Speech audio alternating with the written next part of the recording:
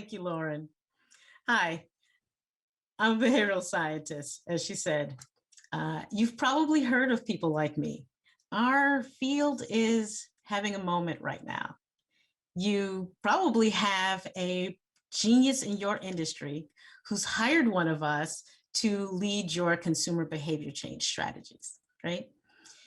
If you're one of those organizations, and especially if you aren't, this is a checkup to make sure that you're allowing those professionals to use all the tools in their tool belt to make your strategy a success. Right? There's three key concepts that should form the foundation of their work. Right? One, make sure you are matching your consumers' goals. Right? Two, make sure that you're using more than one behavioral change tool. There's a lot of them out there. And three, create a context for that behavior to sit in. It can't go it alone. It needs friends and support, right? What do I mean by matching your consumers' goals? One of the mistakes we all make is thinking about the stepping stones to an outcome as the actual outcome. I'll give you an example.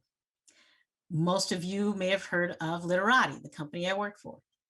We have an app that allows users to collect data on the litter they clean up. Now, it's easy to imagine that picking up litter is their goal. But if we think a little larger, if we think about what do they want from that behavior, we see their true outcome. They want clean communities. They want a place where they can let their children play without fear that they might step on a piece of glass. They want a place where they can walk their pets without fear that they might lick up some poisonous chemical. They want a place that they can walk around and see beauty that rejuvenates them, right? They're not thinking about how enjoyable it is to pick up someone else's trash. They're thinking down the road to the community they want to live in, the community that they love being appreciated and respected by other people. If we focused only on what they're doing right now to achieve that goal, we miss the boat entirely. So we focus on where they're trying to get. And that's what we use to guide the kind of data and returns we give them for using our app. Another example is a health program I worked in when I was at Cook County Health in Chicago. We wanted our patients to make better nutritional choices, right? But what we understood was that their ultimate goal is not to simply buy good food, is to live longer lives and enjoy themselves and have convenience, right? They need to do things they understand and can appreciate. So we created programs that took that into account. We gave them access to traveling fresh food markets, right? And didn't just say, well, your goal is to have better access. Your goal is to enjoy your meal, right? So in addition to having these fresh food markets travel to different neighborhoods, we gave incentives for purchases so that people who used food stamps would get a dollar for dollar match, meaning they doubled their buying power at these farmers markets. In addition to that, we had food preparation demonstrations. We showed them how easy it was to prepare new, nutritious meals and gave them tastings so that both they and their family members could determine what's best for them. What do they want to eat on a daily basis? And we gave recipes out so that they could replicate what we did at the farmers markets and maybe riff on it a little bit, add a few spices, add a different vegetable, right? We gave them all of these tools to reach their outcome, which was to have a convenient, enjoyable meal with their family. Their goal wasn't to have a healthy meal. It was to have a good meal and something they can share, something that the person in the family who was ill wasn't the only one relying on that food, right? Next, thinking about the behavioral tools, behavior change tools. It's really popular to talk about nudges and gamification. Very sexy, right? But we have more we can do. We have emotional appeals through storytelling and testimonials. We have messaging through signage, advertising, and instructions, but we also have the physical environment. Where are you? What's the temperature? What does the design look like? How does it make you feel? And we have policy and regulations, right? Laws that help guide the right behavior. Give these professionals the space they need to take advantage of all of these things, because for systemic change to occur, we need systemic changes in the environment.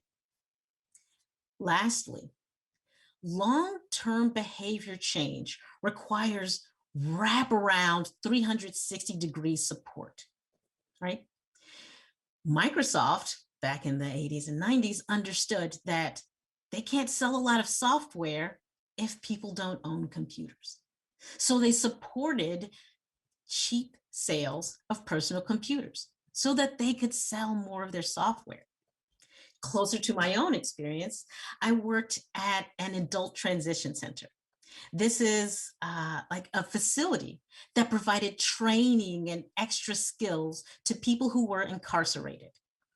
In our facility, instead of just imprisoning people, we provided them with interviewing skills, job search assistance, parenting classes, stress management, adult education, case management, substance use prevention, all of these things to help them transition back into the world and be successful, thriving, law-abiding citizens.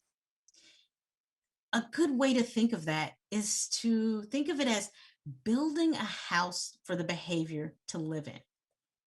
When you just take one or two behavioral change tools and apply them, like a nudge or gamification, it's like sending the behavior on a trip to a hotel. It's new, it's beautiful, it's fun, but it's short term. You build a house for that behavior with all of the supports, using all of the behavior change tools at your disposal. You give it a place to stay. You give it a place to rest and be comfortable and thrive. Consider that when you're looking at the behavior change strategies you're deploying. Are you making a house for this behavior to live in years down the road? Or are you giving it a short-term pit stop? And then next year, you're looking for a new strategy. Again, these behavioral scientists, they've got the training, they've got the experience, they know what to do. Allow them to use their expertise. Allow them to stretch beyond whatever the popular behavior change strategies are talked about on LinkedIn and in a couple of TED Talks. Understand that it's a big lift. There's a saying that the apology needs to be as loud as the offense. If people are displaying behavior that's not helpful to your product or industry, you need to overcome the learning and habits they've already developed with your behavior change strategies, right? Think of all of the supports they need to maintain it and put in place partnerships to make sure that happens. If your behavior change strategy isn't working, remember that it's like a wedge strategy. You need to build it up and give it time and give it space to bloom and use science to learn from your mistakes. I think behavioral scientists will keep having a moment if you give us room to bloom.